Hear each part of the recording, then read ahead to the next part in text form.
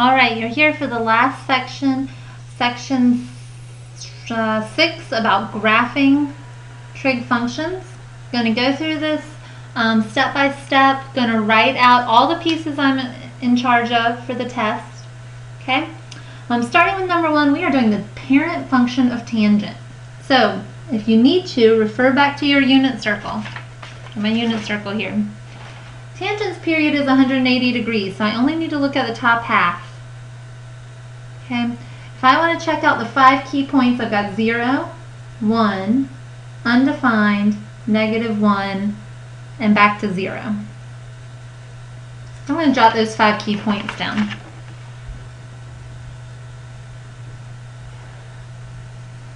Zero, 1, undefined, -1, and 0. Now, there's no description on whether I should be in degree mode or radian mode. Most likely you guys will want to be in degree mode. That's just your favorite.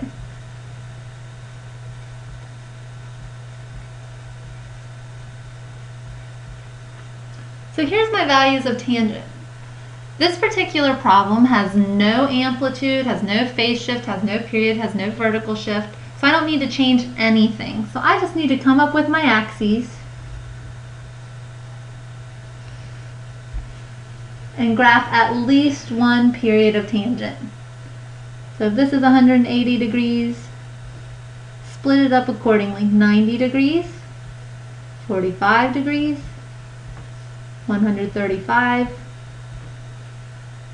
And look, our highest values are 1 and -1. Don't get too fancy. And plot your points. Over 45 up 1, 90 has an undefined line. Over 135 down 1, and over 180 up 0.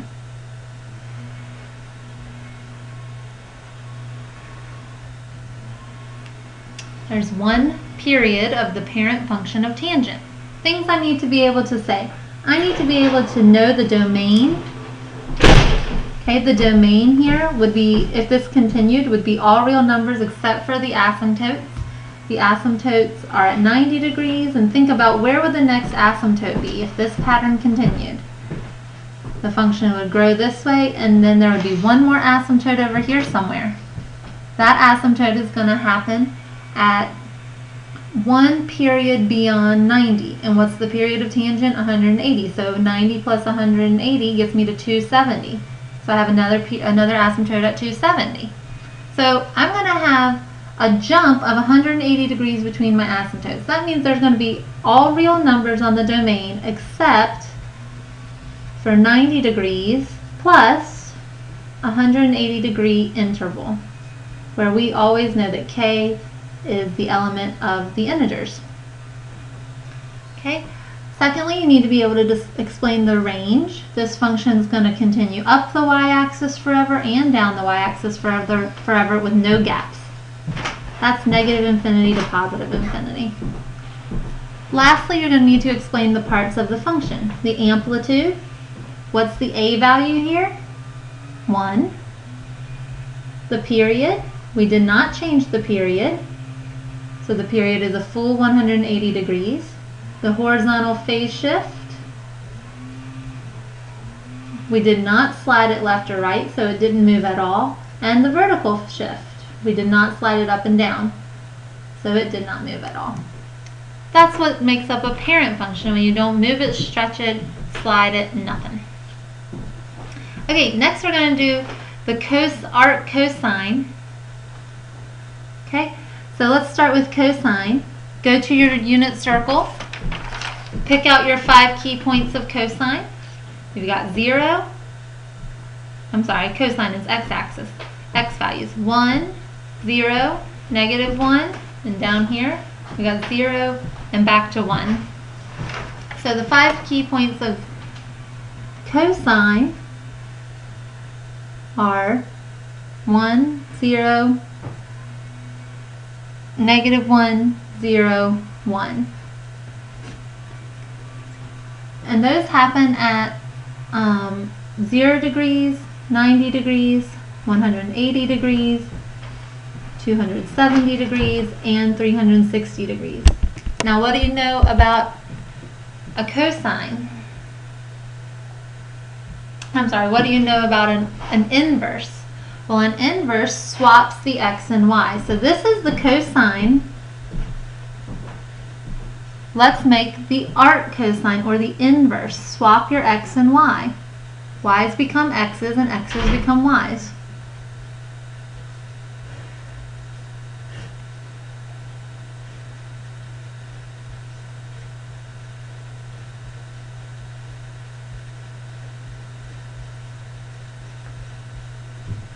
Okay, do you have any amplitude? Do you have any phase shift? Do you have any period? Do you have any vertical shift?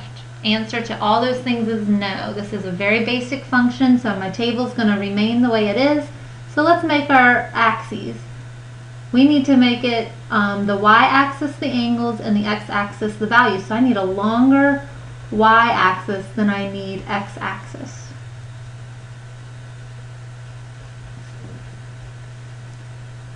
Over 1 up 0, over 0 up 90, backwards 1 up 180, over 0 up 270, over 1 up 360.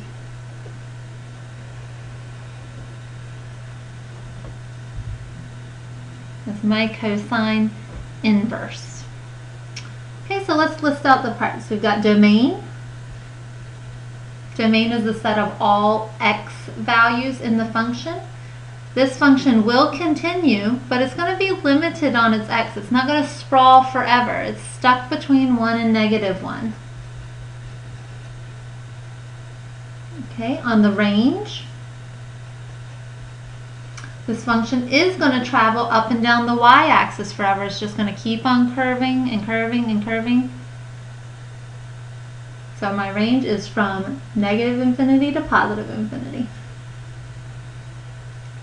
Now for the 4 parts. The amplitude did not change, it's still 1. The period did not change, it's still 360 degrees. The phase shift did not change, and the vertical shift did not change. 2 very basic functions. Next function, number 3. Now we're looking at some changes. Lucky for us, it's still cosine. I'm going to go right up here to number 2 and steal the 5 key points of cosine. That way I don't have to think hard again. 1, 0, -1, 0, 1. And it looks like we're in degree mode with this 30 degrees. So I'm going to write out my x's in degree mode.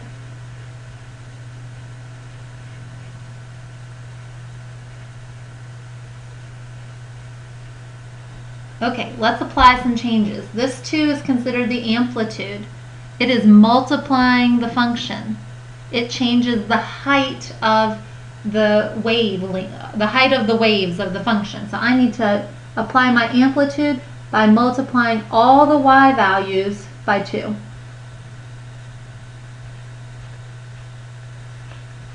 One times 2 is 2, 0 times 2 is 0, -1 times 2 is -2, 0 times 2 is 0, 1 times 2 is 2. Now I need to work with this plus 30. This is the c value of the function. If you remember back, we used the c value to help us with phase shift. The phase shift equation is c over b. Okay. Well, my c value is -30. My b value is 1, which means my phase shift is -30. That means I need to slide the entire function to the left 30 degrees. That's an x value change, so I need to change the x-axis by subtracting 30 degrees. 0 minus 30 is -30. 90 minus 30 is 60. 180 minus 30 is 120. Nope, 150. My bad. 270 minus 30 is 240. 360 minus 30 is 330. And that took care of the C value. There's no D value, there's no B value, so there's no period change and there's no vertical shift. All right, time to graph it. Looks like I'm going to make my x-axis from -30 to 330. No problem. Have a good day. Bye. -30 to 330. All right, so I'm going to count by 30s. 30, 60, 90, 120, 150, 180. Maybe I should count by 60s. 60, 120, 180, 240, 300, 360, -60. And the highest and lowest I need to go is +2 and -2. And then I'll plot my points. Backwards 30, up 2. Forward 60, up 0. Forwards 150, down 2. Forwards 240, up 0. Forwards 330, up 2.